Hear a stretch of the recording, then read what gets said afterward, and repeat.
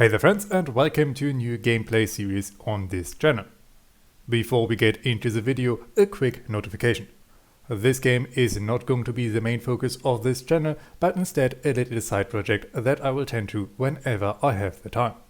I'm also trying to write a little script for every episode to boil down the experience to its most important parts, otherwise an episode can easily take an hour or two because I do not play efficiently and I am incompetent. So, what I'm trying to say is, these episodes might take a while to come out, but I hope it's going to be worth it. As always, feel free to leave some feedback and I will try to adjust accordingly to make these videos the best possible experience. Okay, with this out of the way, it is finally time to jump into the Glory of Greece campaign. We're going to follow the Greeks from their Bronze Age beginnings to the height of the Hellenic era. We're going to step into the sandals of famous Greek heroes like Achilles, Pericles, Xenophon and Alexander the Great. And we're going to build a civilization spanning the ancient world from the Mediterranean all the way to India. The Mediterranean climate of the Peloponnese region is well suited to agriculture. To thrive and expand in an increasingly hostile world, however, your people must take possession of suitable forage lands. 3 other groups already inhabit this area. Of the 3, the Pelasgians are the strongest. Establish 5 farms to sustain the agricultural needs of your people and destroy all Pelasgian farms to deal a crippling blow to your most powerful neighbor. It may be necessary to eliminate the Achaeans or Danans to obtain a foothold in this region before taking the fight to the Pelasgians. Objectives for this mission are relatively simple. We have to destroy all Pelasgian farms and we have to build 5 farms of our own. And it gets hinted that the first potential location for our town center is also the hardest to defend.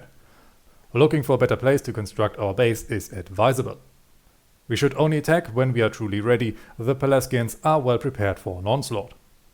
And our rivals have claimed several important resource gathering sites. Seizing these will be vital for our success. Last but not least, we are restricted to the Tool Age and cannot advance to the Bronze Age. And if you're interested in the history bit, I will include it at the end of the video, meaning that you don't have to skip anything if you're only interested in the gameplay. During the briefing, we were informed that our starting place would be the worst place to set up camp. So we moved our tribe east and found the camp of the Danaians. And after some careful negotiations, they were willing to move out and leave the place to us.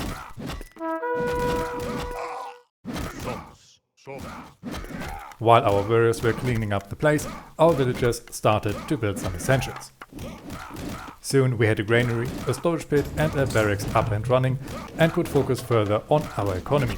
And before long, we moved up to the Tool Age. A little while later, we also had an archery range, a market and a port with a few fishing boats. A stable was also constructed and we expanded our military to give us some much needed safety. For now we weren't attacked and as long as we didn't venture further into the land, we would be relatively safe, but couldn't keep hiding forever. At some point the enemy would approach and we needed defenses for that. Luckily for us, there was a large amount of stone to our north, only protected by an enemy tower. So we gathered some warriors and attacked it head on. And after some light casualties, the resources were ours. With these resources secured, we began building up some walls, and we did this just in time as the Pelasgians started to attack. For now, their probing attack wasn't a problem, but soon they could overrun us. Because of that, we started to wall in our settlement and planned to construct the wall in such a way that the enemy would be forced to approach us in a single file, while constantly getting hit by towers and archers. Some X-fighters in the doorway made our defenses complete for now.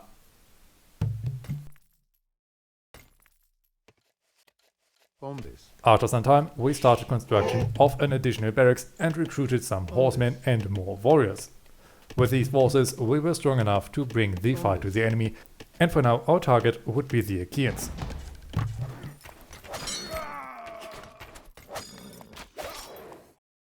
We encountered surprisingly stiff resistance from enemy archers, but we also found the enemy settlement. And after calling up some more reinforcements, we attacked them head on.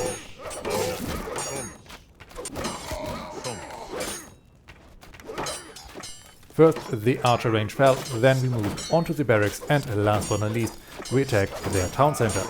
And during that entire time we attacked the Achaean villagers to end their civilization for good. Luckily for us, the Geneva Convention does not exist yet.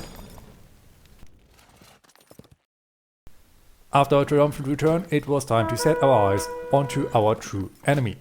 So we set a small scouting party forward, and before long we found the enemy base. The Pelasgians were heavily fortified and their farms were all located around their town center. For a moment their center wasn't guarded, so we tried to burn down their fields, but soon had to withdraw.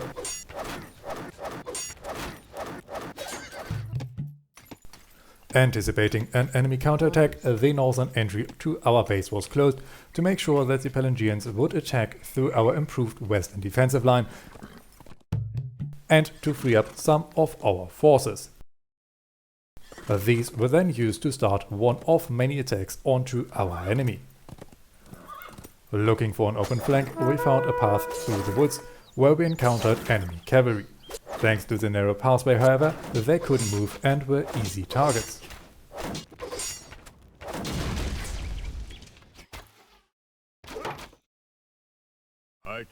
After that, we hunted some Pelasgian civilians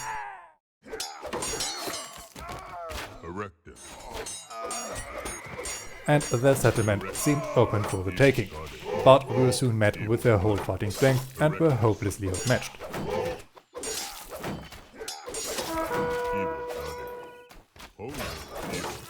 Unwilling to retreat, we fought to the bitter end and recruited even more warriors in the meantime. In response to our attack, the Pelasgians launched some raids of their own, but could accomplish little thanks to our defenses. But still a weakness became obvious. Their fast cavalry could outrun our walls and then push into our village. To prevent that from happening again, an additional wall was constructed, so that the enemy would get funneled into the gathering ground of our army. In the meantime, we queued up more recruits and got ready for the next attack, when we noticed a gap in our line. The enemy could move along the shore to outflank our defenses, so we rushed forward and stopped the enemy attack, and before long that weakness was ironed out.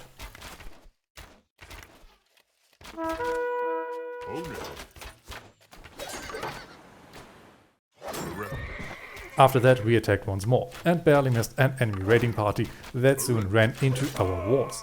This would weaken their overall forces, allowing us to move forward.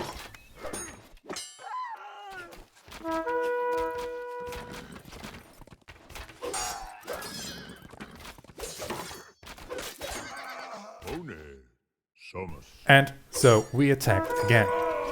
The plan was simple: destroy as many warriors as possible, ignore their barracks and towers, and directly hit the farms.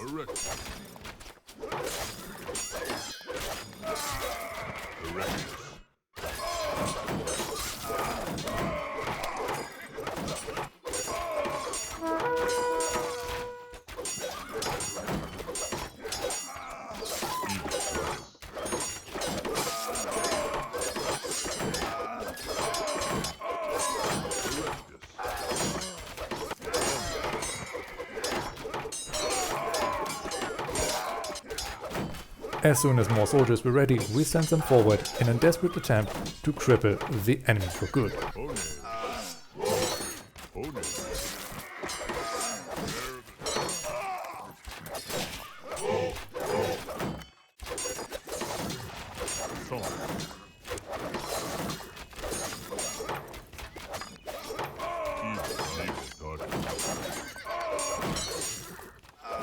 Our reinforcements arrived too late, however, forcing us to launch a new attack. But this time the enemy had no time to prepare and their economy was in shambles. So we started to burn down their farms and killed everyone we could, until the last field would set on fire. Casualties from the towers were large, but in the end we emerged victorious.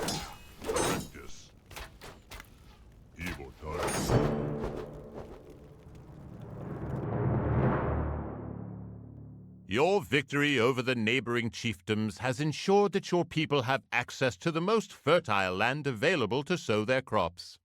The Pelasgians, Achaeans, and Danans have all either submitted to your rule or fled into neighboring regions to lick their wounds. Your people can now focus on building settlements, establishing trade routes, and spreading their influence into neighboring areas.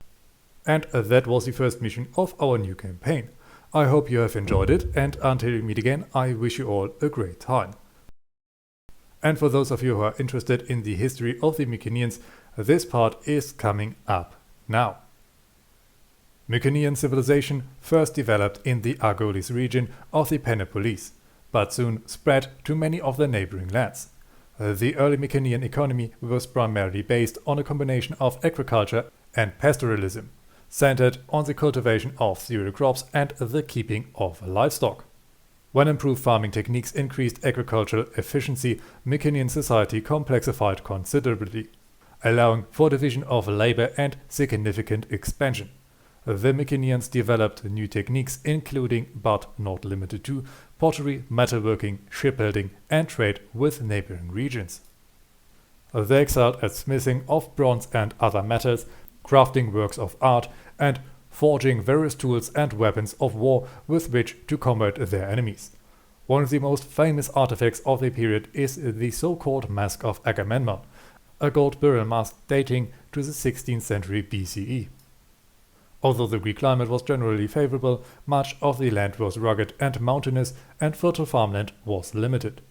Competition over farmland and mineral resources fostered conflict between neighboring groups and city-states that later emerged. Chiefdoms warred with each other constantly, and while pitched battles were rare, warfare often involved the destruction of enemy agriculture and the theft of enemy cattle. Attacks designed to cripple the ability of the enemy to obtain food. Crops were burned, olive trees were felled, and livestock were stolen or slain on the spot. As a result, settlement tended to shift from locations near farmland to hilltop citadels, or Acropolian as the Greeks called them, that were more readily defensible. Mycenaean societies correlated around these fortified settlements. The common people were ruled by a warrior elite, often with a king at the head, known in local language as Vanix. And much of the archaeological evidence of the Mycenaean culture available to historians is found in burial sites. Although conflict was common, city-states tended to show preference towards building diplomatic relationships and economic connections with their neighbors, and later expanded those overseas. Mycenaean artifacts have been discovered in numerous coastal locations around the Aegean Sea, and even as far away as Cyprus, Egypt, and the Phoenician homeland in the eastern Mediterranean. Once again, thank you all for watching, and until we meet again, I wish you all a great time.